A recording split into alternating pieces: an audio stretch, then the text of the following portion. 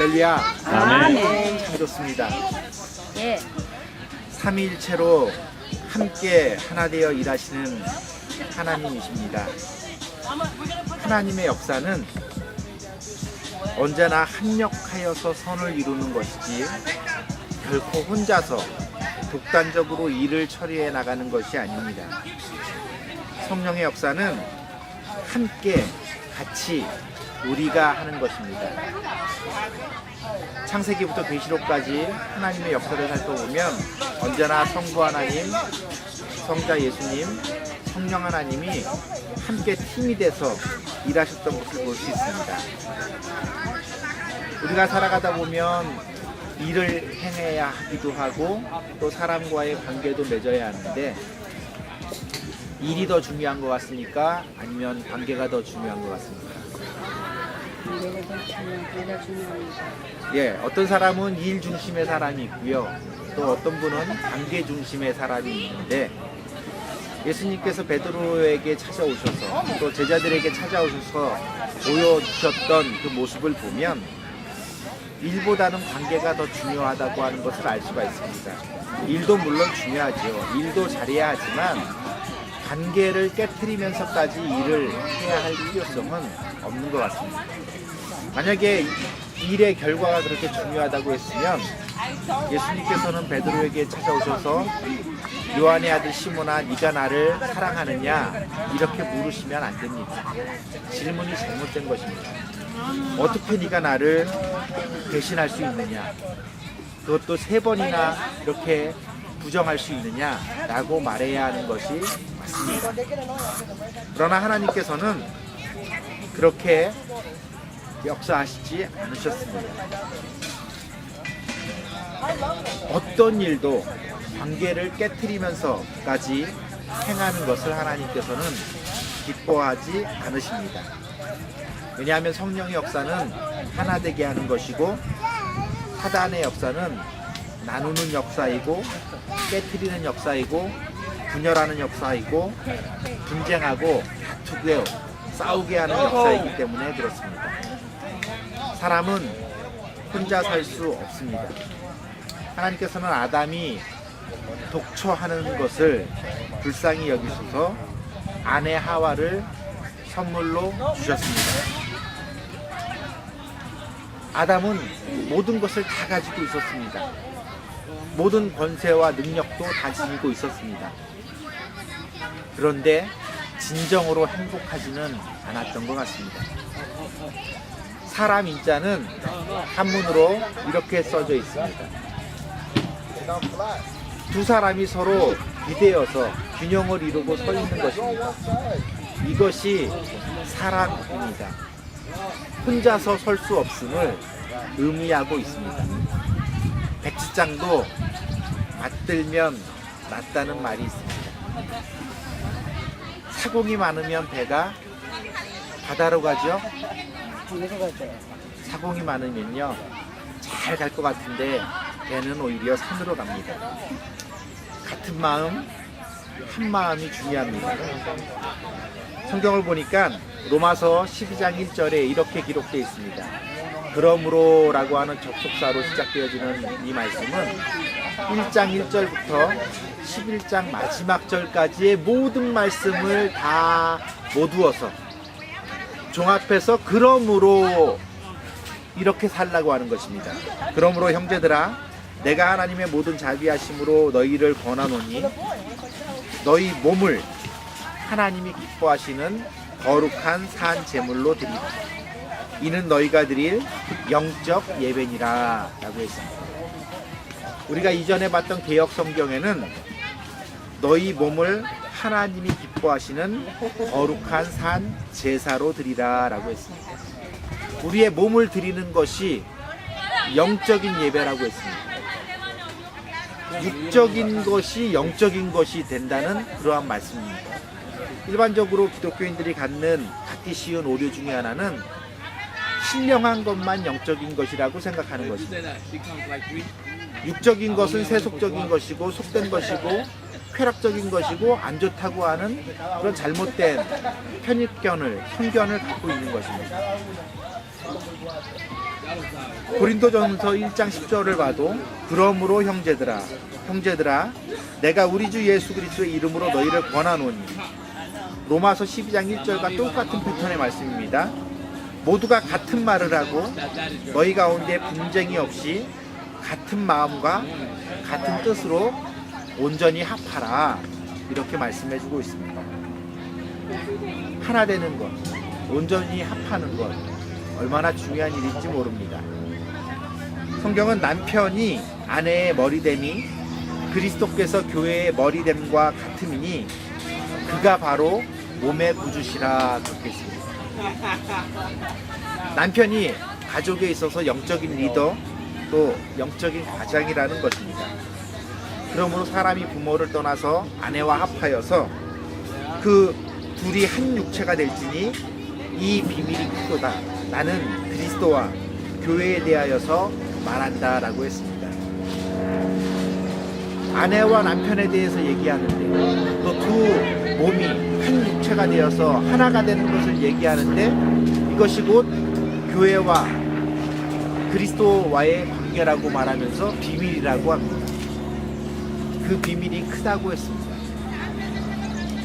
남편과 아내가 한 몸을 이룰 때 깊은 관계를 맺습니다. 친밀한 관계를 맺습니다. 아주 섬세한 그러한 관계를 맺습니다. 은밀한 그런 사랑을 나누는 것입니다. 신랑 되신 예수 그리스도와 신부된 성도가 이렇게 사랑하며 관계를 가져야 한다고 하는 것입니다. 하나님께서는 우리들과 더불어서 이렇게 한 몸을 이루어서 사랑을 나누는 것처럼 이렇게 하나가 되라고 하는 것입니다. 왜냐하면 둘이 한 몸이 될 때, 진정으로 하나가 될 때 성령의 역사가 일어납니다. 그래서 오늘 본문의 말씀도 둘이 하나가 되어 성령으로 나아갈 때라고 말씀해 주고 있는 것입니다. 이러할 때 주어지는 것이 바로 생명의 역사인 것입니다. 제가 너무나도 소중히 여기고 아끼는 예화가 있습니다. 이미 생명나무교회 강단을 통해서 설명드린 바가 있지만 너무나도 중요한 그러한 좋은 예화라고 생각하기 때문에 저는 이후에도 언제든지 이 예화가 꼭 들어맞을 수 있는 적절한 상황이 되면 반복하기를 두려워하지 않고 또 반복할 것입니다. 연탄 장수 남편과 눈썹이 없는 아내의 이야기입니다. 한 여자가 있었습니다. 예쁜 얼굴과 온화한 성격, 날씬한 몸매, 따뜻한 미소, 명문대 출신, 어느 것 하나 남부러울 데가 없는 여인이었습니다. 하지만 그녀에게 한 가지 컴플렉스가 있었습니다. 그녀는 태어날 때부터 눈썹이 없었습니다. 그래서 사람들과 같이 잘 어울리지 못했고, 그녀에게 다가왔던 남자들도 그 사실을 알게 된 후 모두 떠나가 버렸습니다. 그렇게 홀로 살아가던 그녀는 결국 가난한 연탄 장수와 결혼을 하게 되었습니다. 남편은 비록 가진 것은 없었지만 자기에게 가분한 그녀를 정말 사랑해 주었고 그녀는 행복해졌습니다. 그러나 그녀는 자신의 눈썹 때문에 고민에 빠졌습니다. 남편을 속이고 결혼을 했기에 여자는 자기만의 비밀을 지키면서 행여나 들키면 어쩌나, 그래서 자기를 싫어하게 되면 어쩌나, 따뜻하기만 한 남편의 눈길이 경멸의 눈초리로 바뀌면 어쩌나 하며 매일 불안해하며 떨었습니다. 남편마저 자신을 떠나간다면 정말 세상을 살아갈 수 없을 것 같았기 때문이죠. 그래서 매일 새벽이면 그녀는 남편보다 일찍 일어나서 눈썹을 그렸습니다. 그리고 따뜻한 미소로 남편을 대했습니다. 남편은 그 사실을 전혀 눈치채지 못했고 그녀는 안심이 되었습니다. 그렇게 3년이란 세월이 무사히 지나갔습니다. 그러던 어느 날 남편과 함께 일하던 동료가 몸이 아파서 일을 나갈 수 없다는 연락이 왔고, 남편은 그녀에게 오늘만 일을 도와달라며 부탁을 했습니다.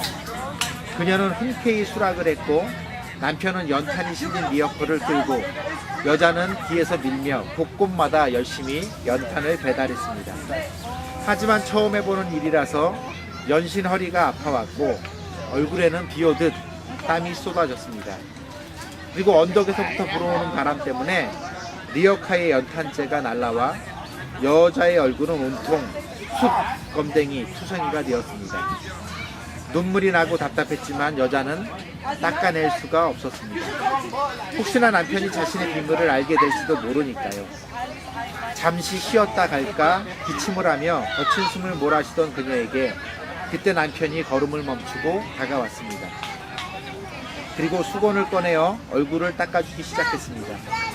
그런데 남편은 아내의 눈썹 부분만은 건드리지 않고 얼굴의 다른 부분을 모두 닦아내는 것이었습니다. 미안해 여보, 내가 못나서 당신을 고생시킬 무려 조금만 힘을 냅시다. 그렇게 눈물까지 다 닦아준 후 다정하게 웃으며 남편은 다시 수레를 끌기 시작했습니다. 그녀의 눈에선 하염없이 눈물이 흘러내렸습니다. 남편은 이미 그녀의 눈썹까지 사랑하고 있었던 것입니다. 그녀는 지금 누구보다도 행복합니다. 우리에게는 모두 다 눈썹이 없는 이 여자처럼 이 여자가 이 아내가 가지고 있는 눈썹과 같은 그러한 허물과 연약함이 있습니다. 그것을 감싸주고 그것까지도 사랑할 수 있는 마음을 지닐 때 하나가 될 수 있다고 그렇게 여겨집니다. 사진은 멀쩡하나 앞이 안 보이는 장님이 있었고 또 눈은 밝히 있지만 밝히 볼 수 있었지만 다리가 불편한 장애인이 있었습니다. 이 둘이 함께 여행을 하게 되는데 해는 뉘엿뉘엿 저물어지는데 이제 숙소까지 도달하기까지는 아직 한참의 거리가 있는데 진흙탕길이 앞에 놓여져 있습니다. 어떻게 해야 이 난간을 극복할 수 있겠습니까? 시간이 지체가 되면 노중에서 밤을 맞이해야 됩니다. 이때 이 두 사람은 지혜를 모았습니다.